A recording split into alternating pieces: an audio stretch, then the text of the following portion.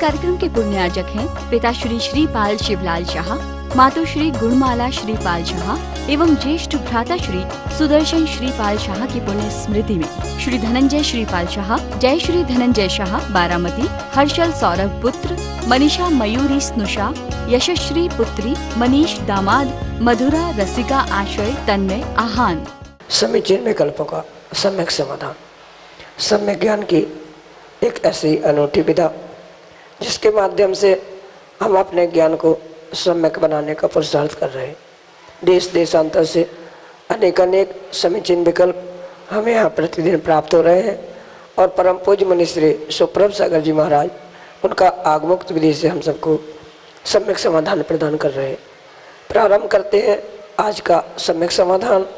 और आज का पहला विकल्प आष्टा मध्य प्रदेश से अनन्य गुरु भक्त परिवार डॉक्टर मगन जैन, श्रीमती चंदा जैन परम पूज्य मुनि श्री के चरणों में कोटि कोटि नमोस्तु निवेदित करते हुए अपना समीचीन विकल्प रख रहे हैं कि महाराज जी, आगम में वर्तमान की तरह वर्षा योग चातुर्मास स्थापना का क्या स्वरूप मिलता है। हमारे समीचीन विकल्प का सम्यक समाधान करने की अनुकंपा करें।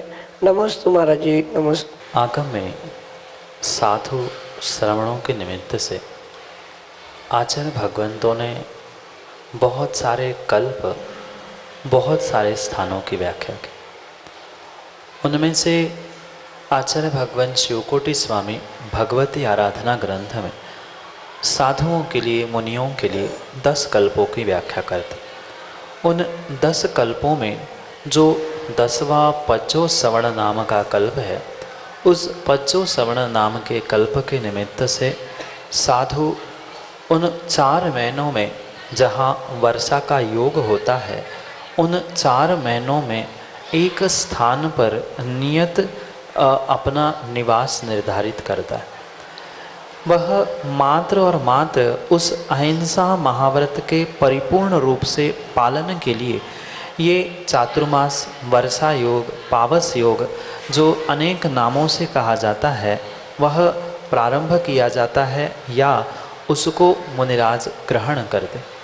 ये परम सत्य बात हमें समझनी होगी कि जो अनेक कल्प जैसे वाचना कल्प है, विहार आदि सबका व्याख्यान करते करते ये जो पज्जो सवर्ण नाम का सबसे मुख्य जो कल्प या जो स्थान आचार्य भगवंतों ने बताया है, मात्र और मात्र परिपूर्ण रूप से अहिंसा महाव्रत के पालन के लिए इस योग को या चातुर्मास का विधान आगम में मिलता है। क्योंकि जैसे ही बरसात प्रारंभ होती है, वर्षा होने लगती है, ये भूमि भी गर्भवती होने के निमित्त से अनेक प्रकार के जीवों को उत्पन्न करने की शक्ति, त्रस, स्थावर आदि जीवों की प्रचुर मात्रा में इस काल में उन जीवों की उत्पत्ति होने लग जाती। और अगर मुनिराज सर्वत्र विहार करते रहेंगे, यत्र तत्र गमन करते रहेंगे, तो इन जीवों की विराधना होने की संभावना होने के कारण से आचार्य भगवंतों ने यहाँ पर 4 महीने मुनिराजों के लिए एक स्थान पर निर्धारित होकर रहना ये व्यवस्था बनाई है। पूर्व काल में मुनिराज उस आषाढ़ शुक्ला चतुर्दशी के दिन जिस स्थान पर पहुंचते थे, उसी स्थान पर चाहे पेड़ के भी नीचे हो, किसी पर्वत की गुफा में हो, या जहां उस आषाढ़ शुक्ला चतुर्दशी के दिन शाम होती थी, वह 4 महीने उसी स्थान पर विराजमान होते थे। जब तक चतुर्मास का वर्षायोग का निष्ठापन नहीं होता, तब तक वे वहाँ पर निर्धारित स्थान पर अचल होकर 4 महीने का उपवास ग्रहण करके रहते थे। पर वर्तमान में वैसी उतनी सहनन शक्ति का अभाव होने से आगम में स्पष्ट रूप से आचार्य भगवंत लिखते हैं कि वर्तमान में पंचम काल में किंचित भी किसी जंगल में वर्षा योग नहीं हो सकता और उत्तम सहनन का अभाव होने के कारण से 4 महीने का भी उपवास अखंड नहीं हो सकता। पर 4 महीने नहीं, पर वर्तमान के परिप्रेक्ष्य में इसलिए चातुर्मास प्रतिष्ठापन के दिन यानी आषाढ़ शुक्ला चतुर्दशी के दिन उपवास ग्रहण किया जाता है। और जो निष्ठापन का दिन होता है उस दिन भी परिपूर्ण रूप से उपवास ग्रहण करके पहले और आखिरी दिन में उपवास करके उपलक्षण मात्र से उस चातुर्मास का स्थापना और निष्ठापना की जाती है। जो पिछले कालों में यानी पूर्व काल में जहाँ जंगल में मुनिराज चातुर्मास करते थे, मात्र और मात्र परिपूर्ण रूप से भक्तियाँ पढ़ते हुए वह अपने चातुर्मास की स्थापना करते। वर्तमान में समाज में, नगरों में, मंदिर धर्मशाला आदि में चातुर्मास होने की व्यवस्था प्रारंभ होने के कारण से कलश स्थापना, श्रावकों को जोड़ना, उनकी व्यवस्था आदि आदि के निमित्त से ये बहुत सारे कार्यक्रम आदि उद्घाटित किए गए हैं। ये मात्र और मात्र वर्तमान की व्यवस्था है। कलश स्थापना करना या अन्य किसी प्रकार से सबको जोड़ना ये किंचित भी वर्षा योग का पहले कभी भी प्रयोजन नहीं था, अपितु वर्तमान में धर्मात्माओं के साथ श्रावकों के साथ साधुओं का निवास होता है 4 महीने एक ही स्थान पर। इसलिए कुछ व्यवस्थाजन्य क्रियाएं भी हो सकती है, साथ साथ उस व्यवस्था के साथ साथ सामाजिक व्यवस्था भी कलश स्थापना रूप प्रारंभ हुई है। पर वर्तमान में भी यही नियम है कि 4 महीने मुनिराज अपने निर्धारित स्थान पर जहाँ उन्होंने उस आषाढ़ शुक्ला चतुर्दशी की शाम को भक्तियाँ की है वह उसी स्थान पर रहेंगे। पर वह वर्तमान में कुछ स्थान की सीमा अवश्य रूप से ग्रहण करते हैं, क्योंकि पिछले कालों में जहाँ उत्तम सहनन था वे आहार निहार विहार सबका त्याग करते हुए एक स्थान पर खड़े रहते थे। पर वर्तमान में वो संभव नहीं है। निहार के लिए उनको बाहर जाना पड़ता है, आहार के लिए भी श्रावकों के घर में जाना पड़ता है। इसलिए उतनी सीमा बांधते हुए 5, 10, 15 किलोमीटर की सीमा बांधते हुए वह नगर में विहार के रूप में छूट रखते हैं, पर नगर से बाहर अन्य कहीं स्थान पर उनको विहार आदि करने की वर्तमान में परिप्रेक्ष्य में भी कोई आज्ञा नहीं है। नगर में रहना, नगर में सीमा बांध कर रहना, पहले दिन और आखिरी दिन उपवास करना आदि ये प्राथमिक नियमों में कहीं भी बदलाव नहीं है। पर अंतर मात्र इतना है कि कुछ सीमा बना सकते हैं। 4 महीने जितनी शक्ति है उतनी शक्ति के अनुसार उपवास, रस त्याग आदि तपस्या आदि पे को भी ग्रहण कर सकते हैं। पर मुख्य रूप से वह जीवों की हिंसा से बचने के लिए, जीवों की विराधना से बचने के लिए ये जो चातुर्मास वर्षा योग आदि किया जाता है वह स्वरूप लगभग वही है। अंतर मात्र जंगल में रहना और 4 महीने के उपवास, इतना ही उसमें बदलाव आया है। बाकी कोई विशेष बदलाव उस चातुर्मास में नहीं है। ये भौतिक रूप से सामाजिक व्यवस्था रूप बनाया हुआ कलश स्थापना का कार्यक्रम या आदि आदि भक्तों को भी क्योंकि पहले मुनिराज जंगल में ही रहते थे, वहाँ कोई आता भी नहीं था, पर श्रावकों के साथ जब चातुर्मास हो रहा है, उनके स्थान पर वर्षा योग हो रहा है, तो कुछ लाभ उनको भी मिले। उसलिए प्रवचन, कक्षाएं, स्थापना कार्यक्रम आदि आदि ये सब कुछ किया जाता है। पर ज़रूरी नहीं है कि इन कार्यक्रमों को करने से ही चातुर्मास होता है, ऐसा कुछ भी नहीं है। मात्र उन भक्तों को भी, धर्मात्माओं को भी धर्म से जुड़ने के लिए ये बहुत सारे साधन वर्तमान के काल में प्रारंभ हुए हैं। और यही वर्तमान के परिप्रेक्ष्य में उस वर्षा योग, चातुर्मास आदि के निमित्त से व्यवस्थाएं बनाई गई है। पर पुनः इसी बात को दोहराना मैं चाहता हूँ कि मात्र और मात्र अहिंसा महाव्रत का पालन निरतिचार रूप से हो, इतने ही कारण से ये चातुर्मास या वर्षा योग आदि की स्थापना की जाती है। इसलिए ये इतना ही अंतर है कि एक स्थान पर वो जो पिछले काल में चतुर्थादि काल में मुनिराज एक ही आसन से एक स्थान पर खड़े होते थे, उत्तम शयनन के अभाव में आचार्य भगवंतों ने मूलाचार जैसे ग्रंथों में स्पष्ट रूप से कहा है पंचम काल में जंगल में चातुर्मास नहीं हो सकता। जीवों की प्रचुर मात्रा में उत्पत्ति पंचम काल में चतुर्थ काल की अपेक्षा से अधिक हो रही है। साथ साथ उतना सहनन भी नहीं है, श्रावक वहाँ आहार के लिए देने के लिए भी नहीं पहुँच सकते और जंगल में व्यवस्था बनाना कठिन है आदि अनेक कारणों के निमित्त से नगरों में पर बिल्कुल व्यवस्थित होते हुए अपनी साधना से परिपूर्ण होते हुए उस श्रावकों को भी धर्मात्माओं को जोड़ते हुए वर्तमान के परिप्रेक्ष्य में ये वर्षा योग और चतुर्मास की व्यवस्था है। यही आपके लिए सम्यक समाधान से। अमित साहब सोलापुर महाराष्ट्र से अगले समीचीन विकल्प के लिए हमारे सामने। महाराज जी, पूज्य आर्य का माते जी के लिए 105, मुनियों के लिए 108 और अरिहंत भगवान के लिए 1008 ऐसी संख्या लिखते हैं। इस संख्या की विशेषता क्या है महाराज? ये जानने की मेरी समीचीन विकल्प का सम्यक समाधान कीजिए। नमोस्तु नमोस्तु नमोस्तु। आगम में परमेष्ठी आदि के निमित्त से जैसे अरिहंत और साधु आदि के निमित्त से जो शब्दों के आगे या उनके नाम के आगे 105, 108, 1008 आदि संख्या का बोध करने वाचक जो संख्यावाचक शब्द लिखे जाते हैं, उन प्रत्येक शब्दों का उन परमेष्ठी के साथ या उन नामों के साथ कहीं ना कहीं गुणों से संबंध रहता है। इसी कारण से उनका वहाँ पर वह संख्यावाची शब्दों के साथ उद्बोधन किया जाता है। जैसे अरिहंतों के लिए, अरिहंत परमेश्वरी के लिए 1008 महावीर भगवान ऐसा लिखा जा रहा है, तो वहाँ पर हमें ये समझना है कि उन अरिहंत भगवान के जो 1008 लक्षण होते हैं, उस 1008 पूरे शरीर के उन लक्षणों के निमित्त से उनके नाम के आगे 1008 जोड़ा जाता है। साथ साथ 1008 उनके गुण भी माने जाते हैं।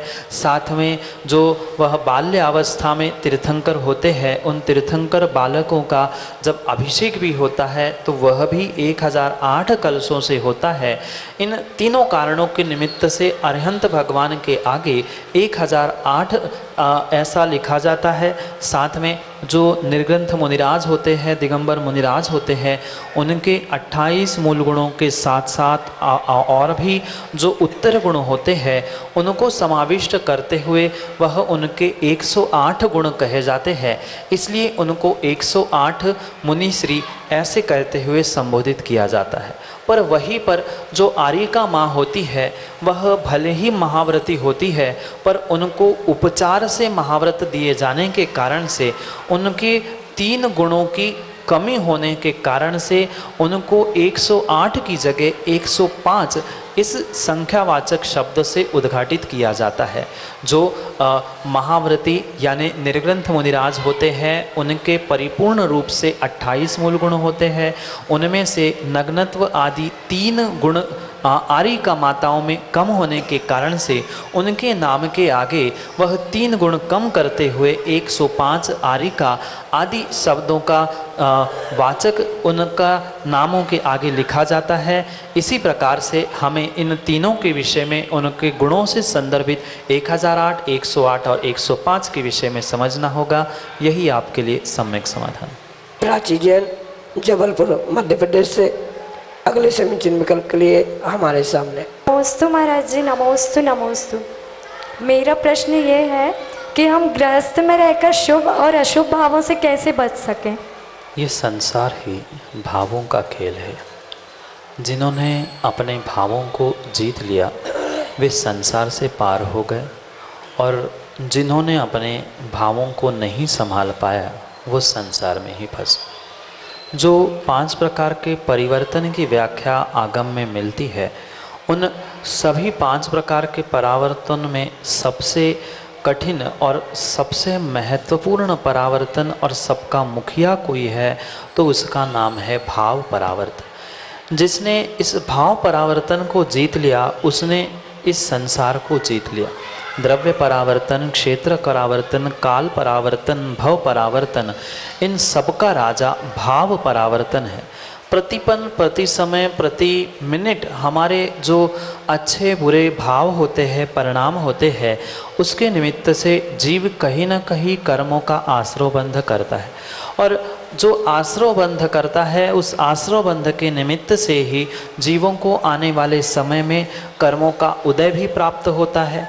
वह अच्छे विचारों से या अच्छे भावों से शुभ कर्मों का आश्रयबंध करता है और बुरे भावों से, बुरे विचारों से, बुरे परिणामों से अशुभ कर्म का आश्रयबंध करता है, जो कि हमारे जीवन में साक्षात देखने आता है। शुभ और अशुभ कर्मों का आश्रय उदय आदि ये सब कुछ कई बार हमारे स्वयं की जीवन में देखने में आता है।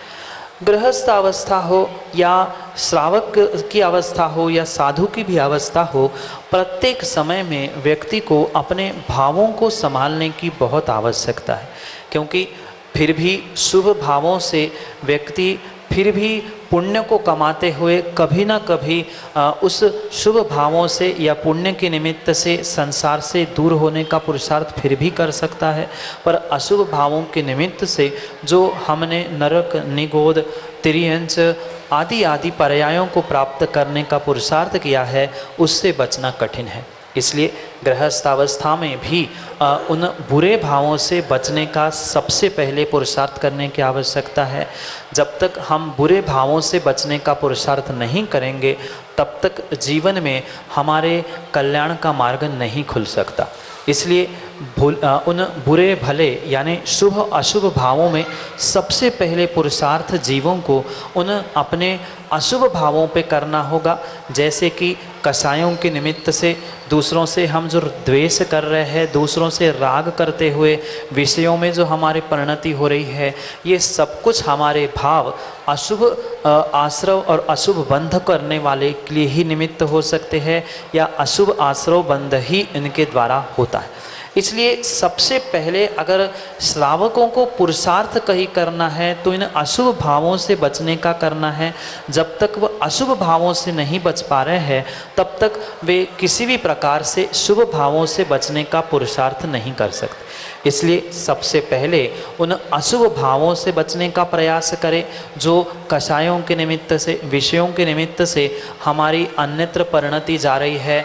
दूसरे को ईर्ष्या के वशीभूत होते हुए दूसरे से जो स्पर्धा चल रही है, ये जो भी हमारे अशुभ परिणाम हैं, पहले श्रावक उस पर विचार करे। उसको हटाते हुए शुभ यानी देव शास्त्र गुरु के निमित्त से जो हमारे अच्छे या शुभ परिणाम हो रहे हैं, शुभ भाव हो रहे हैं, उन शुभ भावों को प्राप्त करने का प्रयास करें। ये परम सत्य है। शुभ और अशुभ दोनों भावों से कर्मों का आश्रय बंद होगा, उससे संसार ही बनेगा। पर जैसे कहते हैं कि उस पत्थर से ईंट कमज़ोर होती है, ऐसे ही अशुभ से शुभ कमज़ोर होने से वह उसे निकालने की शक्ति होने से पहले श्रावक को उन अशुभ उपयोग से या अशुभ भावों से बचने का प्रयास करना होगा। फिर उसके साथ साथ उस अशुभ से बचने के बाद फिर कुछ अंशों में शुभ भावों से भी, शुभ क्रियाओं से भी बचते हुए फिर जब साधु बनेगा, तब उसे उस शुद्ध भावों के निमित्त से परिणमन करना होगा। अगर श्रावक बन के ही देव शास्त्र गुरु के निमित्त से आने वाले शुभ भावों से बचने का प्रयास करेंगे, तो हम अशुभ छोड़ नहीं पाए, और शुभ छोड़ दिया तो हम न घर के बचेंगे न घाट के बचेंगे।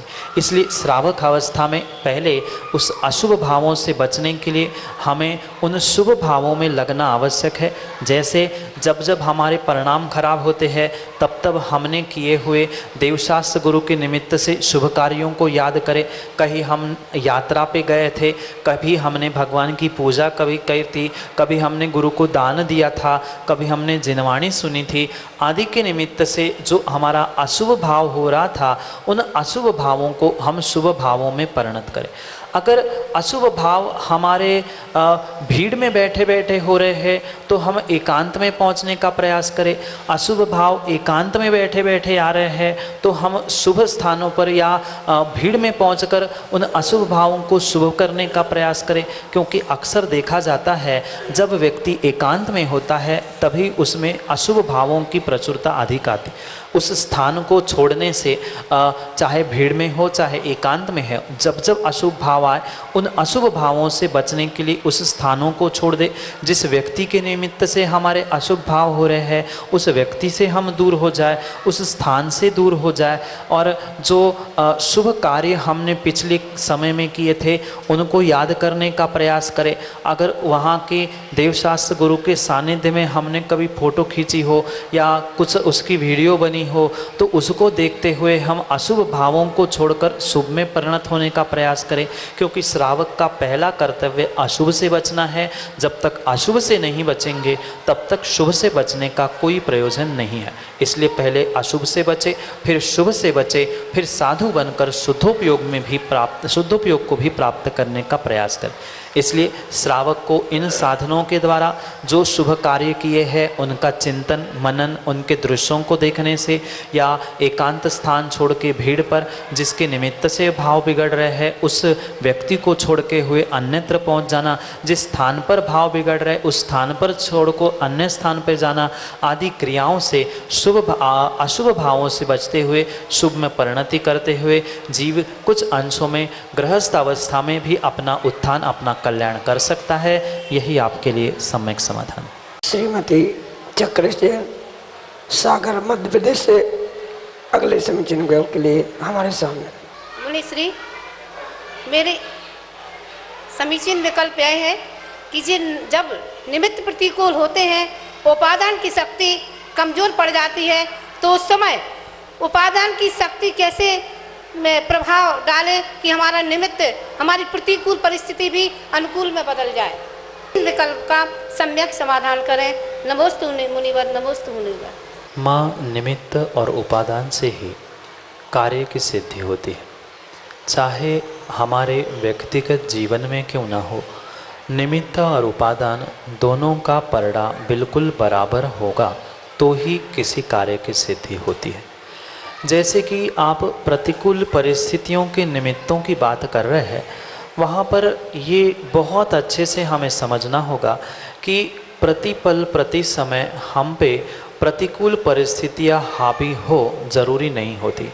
जिस समय जिस दिन हमारी मनस्थिति ठीक नहीं होती है उसी समय पर हमारे लिए उन प्रतिकूल निमित्त हम पे हावी होते हैं, वह तभी प्रतिकूल परिस्थितियाँ हमें प्रभाव डालती है, अन्यथा नहीं डालती।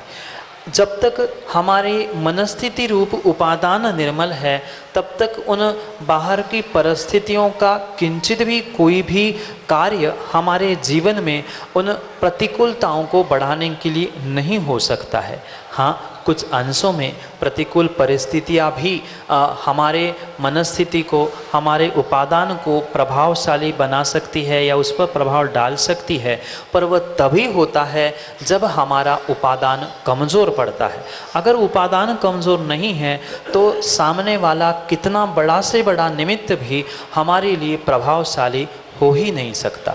जिसके तीव्र मिथ्यात्व का उदय होता है उन्हें देव शास्त्र गुरु उनका सानिध्य किंचित भी जीवन उत्थान के लिए कार्यकारी नहीं माना जा सकता।